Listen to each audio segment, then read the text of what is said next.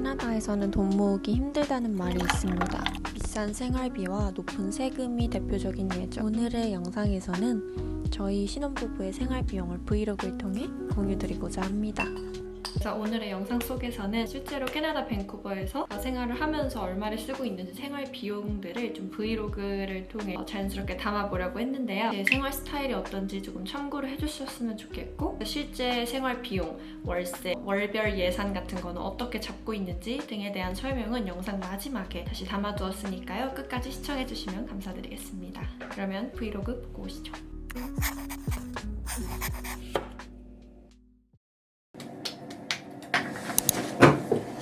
I'm going now. Bye. Bye. Have a good day. Thank you. Love you.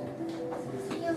저는 캐나다 거주 중인 현재 7개월 차 신혼부부이자 약 2년차 글로벌 테크 기업의 20대 월급쟁이입니다. 사실 재택근무의 비중이 회사 가는 날보다 많기 때문에 집에서 보내는 시간이 대부분인데요. 이 작은 공간에서 하루 대부분의 시간을 보냅니다. 그래서 사실 재택근무 날 제가 쓰는 비용이라곤 전기세, 숨만 쉬어도 나가는 월세, 장바온 음식 털기 정도입니다. 집에만 있다 보면 배달 음식을 시킬 때도 있지 않은가 라고 물으신다면 사실 전 지난 2년간 한 번도 재택근무 중에 배달 음식을 시켜본 적이 없습니다. 한 끼 하나 시키는데 기본 30불은 훌쩍이기도 하고 주문하고 기다릴 인내도 없어서 주섬주섬 그냥 만들어 먹어요.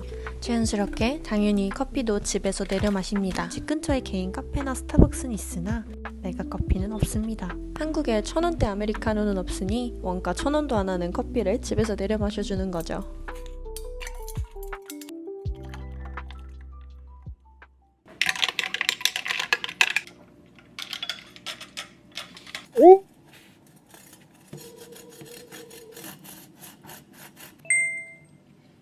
그리고 퇴근 후에는 요리하는 게 루틴인데요.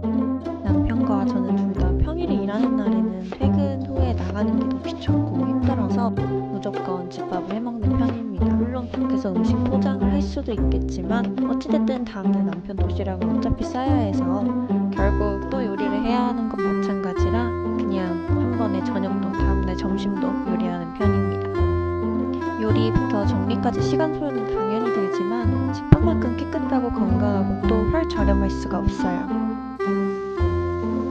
여기는 한국에서의 10,000원짜리 국밥이나 도시락이라는 건 없으니까요.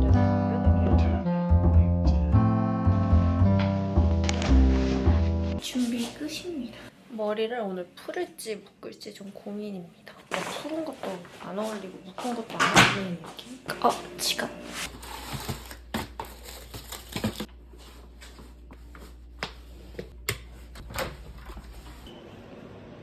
참고로 제 회사는 다운타운에 있습니다. 다운타운에서 멀수록 추가 비용을 내서 편도 5.1불을 내고 있습니다.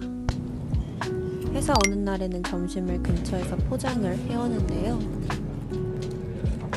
회사 동료분이 셋이 와서 점심 같이 먹자고 해서 먹다 멈췄습니다. 배가 고파서 참을 수가 없었어요. 그리고 점심은 회사 복지의 일부라서 회사에 왔는데 이걸 안 쓰고 갈 순 없습니다. 물론 쓴 만큼 세금 청구는 됩니다.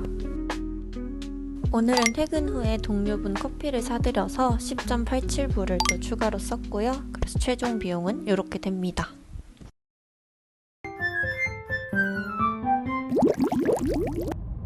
오늘은 남편과 함께 차 타고 출근 중입니다. 회사 근처 1일 주차비는 17불, 점심 포장은 25.45, 아침부터 과소비의 현장을 보고 계십니다.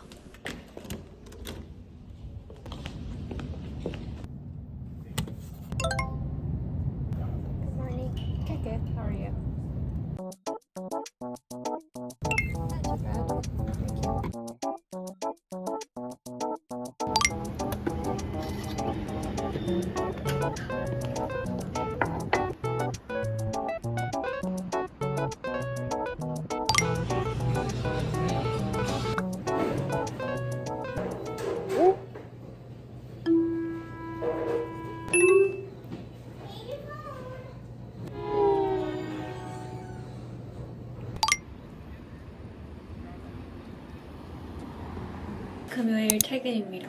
다운타운에 약속이 있어서 다운타운 가고 친구 만나기 전에 쇼핑을 조금 하려고 해요. 좀만 들렀다가 갈 예정입니다. 친구랑 만나서 노는 날은 없냐 물으신다고 하면은 솔직히 드물기는 합니다. 결혼도 하고 삶이 좀 바쁘다는 핑계로 사실 친구가 많지 않습니다. 이날은 친구 집에 놀러가서 제가 한국 치킨 반반을 포장해서 갔어요. 20대 중반 유부녀는 이렇게 건전하게 해놉니다.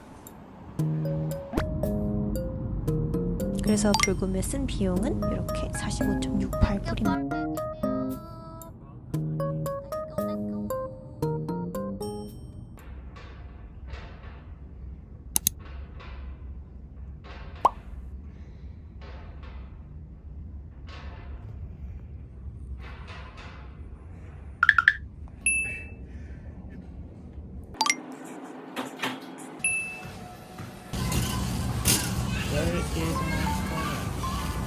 장보기는 일주일에 한 번 주말에 보러 옵니다.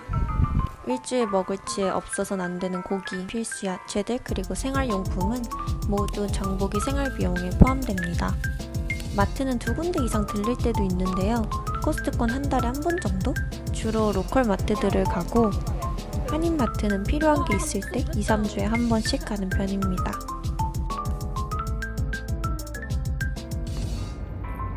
With real milk. Best of the year.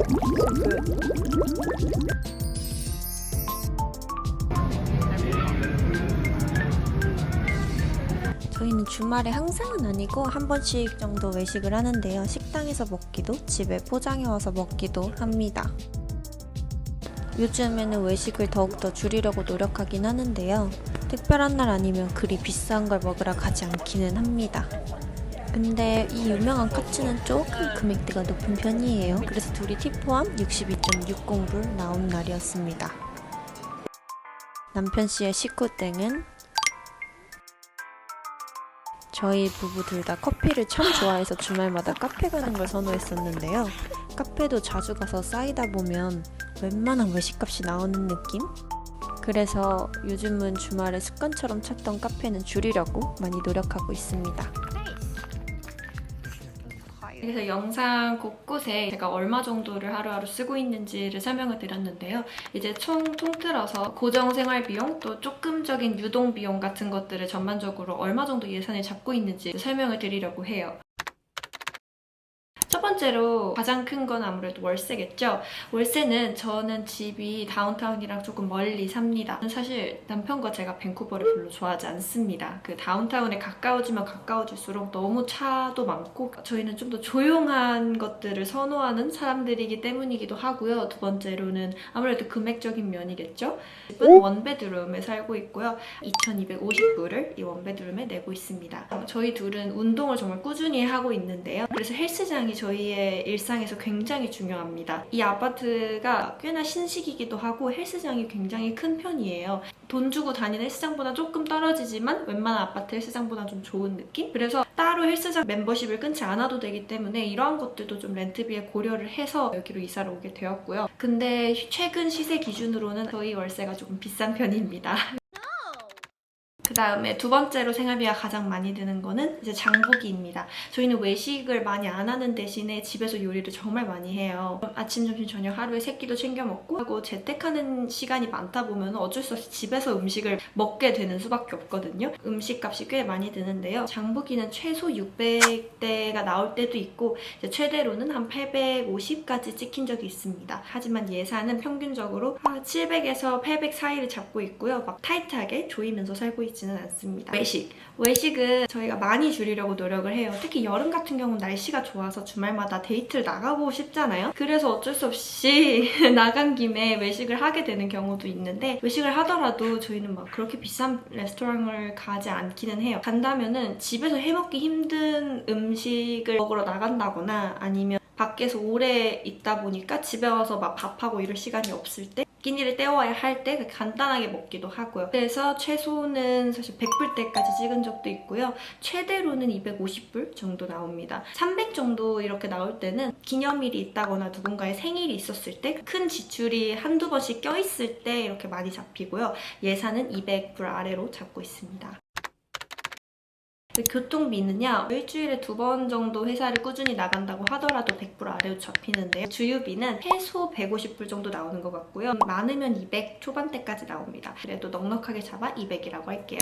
카페. 평일에는 사실 남편도 하루 종일 밖에 나가 있기도 하고 항상 오전에 집에서 커피를 마시고 가고요. 저도 재택근무할 때는 항상 집에서 커피를 마시려고 해요. 집 앞에 스타벅스도 있고 뭐 다른 카페들도 있지만 집에서 해먹는 커피가 제일 맛있더라고요. 굳이 밖에서 사 먹을 일은 없습니다. 카페도 너무 자주 가고 이러니까 생각보다 쌓이는 돈들이 많더라고요. 그래서 요즘 최근에 많이 줄이고 있어서 최소는 정말 30불대에 잡히기도 하고요. 최대로는 60불? 네, 그래서 이 카페 음료로도 저희 둘이 100불 안 잡아서 갑니다. 주말에도 한 번 정도 카페 갈까 말까 해요. 날이 좋은 날에는 공원이나 이런 데 집에서 저희가 좋아하는 원두들로 커피를 내려서 각자 텀블러에 가져가서 이렇게 데이트를 하기도 해요. 뭐 디저트가 필요하면 카페 가서 디저트를 픽업을 해오기는 하지만 막 너무 습관처럼 자꾸 돈 주고 사 먹는 게 생각보다 쌓이고 많이 나오는 것 같더라고요. 이제 마지막이 될 것 같은 것.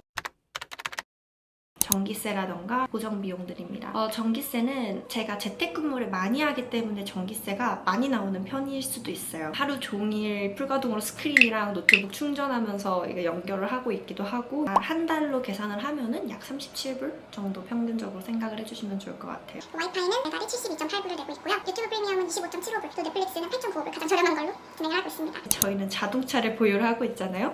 소유하는 게 많은 돈이 들긴 하더라고요. 인생이 편한 만큼 힘들다. 1년치를 저희는 보험비를 한 번에 내는 편이거든요. 그래서 이번 올해 2026년도에는 2023.08불을 냈습니다. 그러니까 얘를 12로 나누면은 한 달에 168.59불, 그러니까 170불 정도를 자동차 보험비로 내고 있다라고 생각을 해주시면 될 것 같고, 정기적인 정비들 있잖아요. 그런 것도 한 번씩 갈 때마다 몇백 불은 기본으로 깨지는 것 같습니다. 그리고 개인적으로 쓰는 거, 친구들이랑 놀 때나 이런 거 있잖아요. 예산을 술을 안 먹고 만나도 친구랑 카페나 가거나 매주마다 다른 친구들을 만나는 게 아니기 때문에 예산이 100불이면 괜찮은 것 같아요. 100불 넘을 때도 있지만 그런 거는 한 번씩 약속이 몰려 있었을 때나 누구 뭐 생일이 있다거나 이런 특별한 오케이션에 이렇게 나오는 것 같습니다. 그러니까 예산을 100으로 잡지만 100이 근처에도 못 갈 때도 있기는 해요. 친구 집에 가거나 아니면 저희 집에서 초대해서 놀려고 하기도 하고, 그리고 뭐 이제 나머지 이외에는 완전 개인적인 게 될 것 같아요. 쇼핑이라던가 여행이라던가 뭐 고양이 사료 이런 것들. 제가 쭈루루 계산을 해보니까요. 렌트비 포함 3,813불 정도가 숨 쉬면 나가는 돈이라고 생각을 하시면 될 것 같아요. 숨만 쉬면은 한 달 동안 나가는 돈이다. 이렇게 생활을 해나가고 있습니다. 전 저희 집이 생활비가 많이 나오지 않는 편이라고 생각을 하거든요. 여기서도 참 돈을 모으기 힘들다라는 말도 있고 살기 나름인 것 같습니다. 생활비를 너무 많이 줄이려는 것보다 얼른 인컴을 더 늘리는 게 더 빠른 걸 수도 있겠죠. 네, 아무튼 저의 영상들이 좀 밴쿠버의 삶에 이주를 오고 싶어 하시는 분이라던가 아니면 이미 살고 계신 분들, 한국에 계신 분들 모두에게 좀 도움이 되었으면 좋겠고, 아니면은 흥미로 이 사람은 이 정도 돈을 쓰는구나 라고 그냥 보고 가신 정도였으면 좋겠습니다. 그럼 다음에 또 영상에서 보고 싶은 거 있으시면 언제든 댓글로 남겨주시면 참고를 하도록 하겠습니다. 감사합니다.